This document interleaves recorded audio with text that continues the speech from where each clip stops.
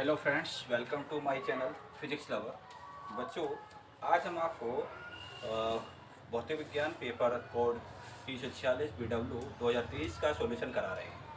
थोड़ा ध्यान से देखिए बच्चों, आपने जो पेपर करा है वो किस प्रकार से सॉल्यूशन करा है।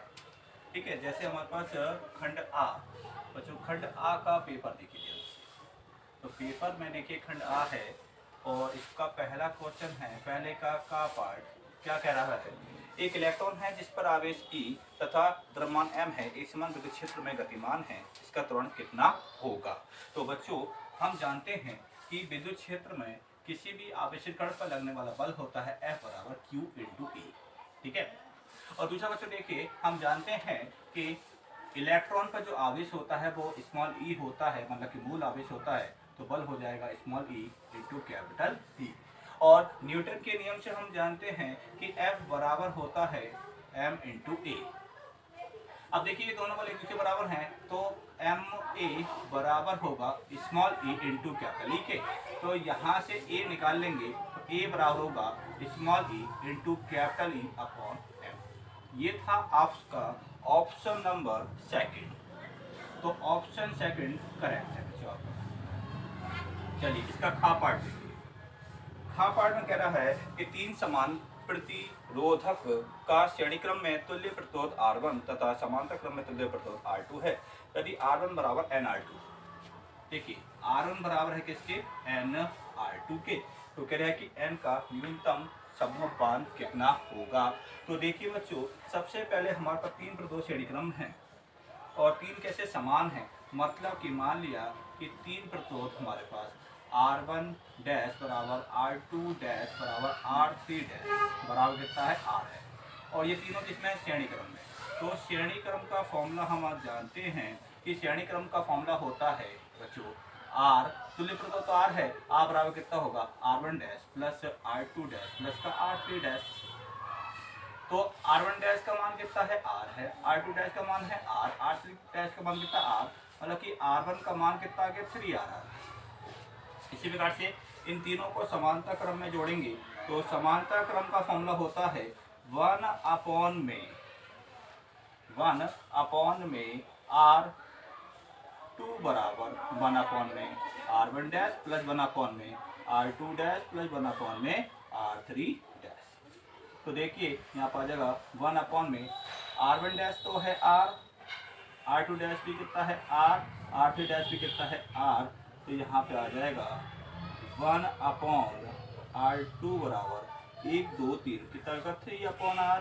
ठीक है, अब ये पलट कीजिए तो R2 की जो वैल्यू आ गई वो आ गई R अपॉन 3। अब ये जो वैल्यू है बच्चों इस इक्वेशन में रखिए समीकरण 1 में, तो समीकरण नंबर 1 से देखेंगे R1 का मान कितना है हमारे पास 3R, और n इंटू R2 का मान कितना हमारे पास R अपॉन 3। देखिए R से R कैंसिल, 3 की 3 से गुणा हो जाएगी तो n बराबर हो जाएगा 3 3 9। ये है आपका ऑप्शन नंबर 4। ऑप्शन नंबर 4 क्या है इसका, करेक्ट है। चलिए अब इसके बाद बच्चों हमारा गा पार्ट है इसका ई, मतलब कि पहले का गा पार्ट क्या करा है, एक समान चुंबक क्षेत्र में किसी आवेशित कण के वृत्तीय पथ की त्रिज्या किसके अनुक्रमानुपाती होती है। तो बच्चों हम जानते हैं कि आवेशित कण के वृत्ताकार पथ की त्रिज्या होती है R, बराबर होती है mb अपॉन में vq। अब हम जानते हैं Q की संवेग P बराबर होता है m इंटू v, तो mb के सामने रखेंगे P तो R बराबर आ जाएगा P अपॉन में vq। अब b बच्चों कांस्टेंट है और q भी कांस्टेंट है, तो इसका मतलब क्या है R is proportional to P, बल्कि R संवेग पर डिपेंड करेगा संवेग पर। तो इसका ऑप्शन नंबर सेकंड क्या है, बिल्कुल करेक्ट है। चलिए घा पार्ट देखिए इसका बच्चों। घा पार्ट में क्या कह रहा है कि हमारे पास ये देखिए एक गेट दिया हुआ है इस प्रकार से, और ये हमारे पास दो इनपुट सिग्नल है A और B।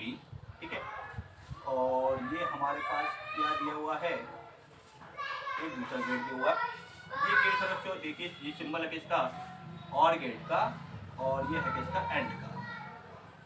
ठीक है, अब थोड़ा सा ध्यान से देखिए, ये बच्चों इसके साथ में क्या जुड़ा है C, और हमारे पास क्या है बाई, वो कह रहा है कि बाई बराबर 1 हमें प्राप्त होना चाहिए।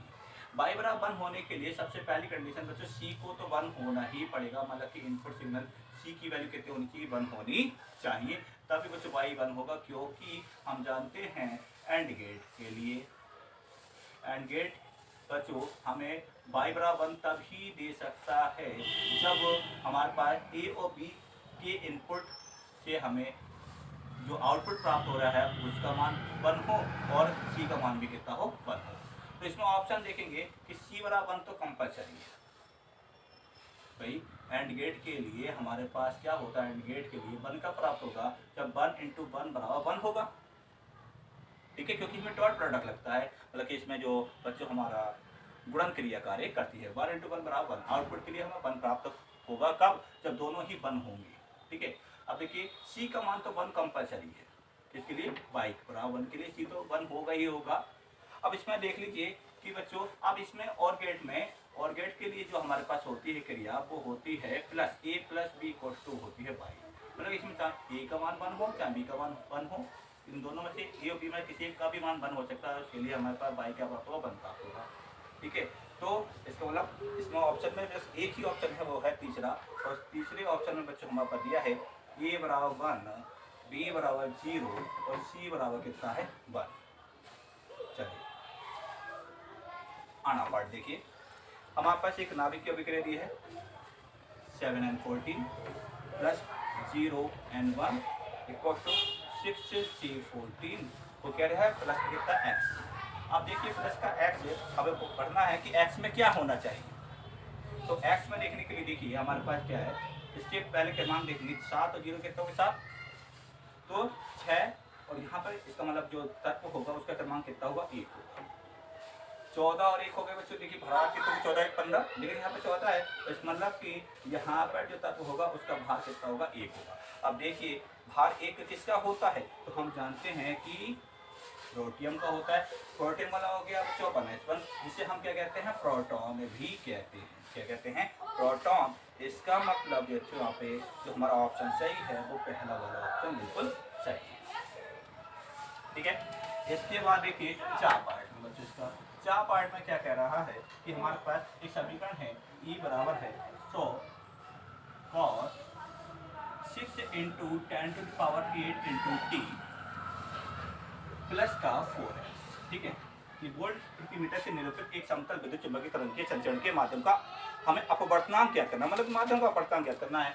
माध्यम का अपवर्तनांक ज्ञात करने के लिए पहले तो बच्चों इस इक्वेशन की हम तुलना कर देंगे, भाई E बराबर E0 sin ω t plus kx, लेकिन हम जानते हैं कि यहाँ पे कॉस की फॉर्म में है, तो इसको पहले साइन की फॉर्म में करेंगे, तो इसको लिख सकते हैं, तो कॉस को हम लिख सकते हैं साइन 90 प्लस थीटा कितना होता है कॉस थीटा, जो कि 6 × 10⁸ × t तो रखी रहेगा क्योंकि थीटा है, प्लस का 4x और प्लस क्या कर देंगे 90, क्योंकि साइन 90 प्लस थीटा क्या होता है कॉस थीटा, तो कॉस थीटा को हमने चेंज कर दिया साइन में।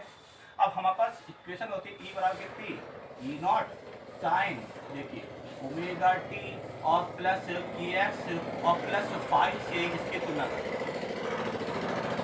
तो देखिए तुलना करिए तो यहाँ पर t का गुणा कितना ओमेगा और यहाँ पर t का गुणा कितना है 6 × 10⁸ बात क्लियर है। यहाँ पर देखिए x गुणक यहाँ पे k है और यहाँ पे x गुणक कितना है 4 और 5 की वैल्यू कितनी है यहाँ पे 90 है। अब यहाँ से सबसे पहले तो हम इसे तरफ का बच्चों वेग ज्ञात कर लेंगे, यहाँ पे वेग क्या होगा p, और b बराबर होता है, हम जानते हैं b बराबर होता है ओमेगा अपॉन k, ओमेगा है 6 × 10⁸ और k की वैल्यू है 4, 2 से काटिए 2 3 6 2 दूनी 4, तो यहाँ पर आ गया कितना 3 × 10⁸ आ गया।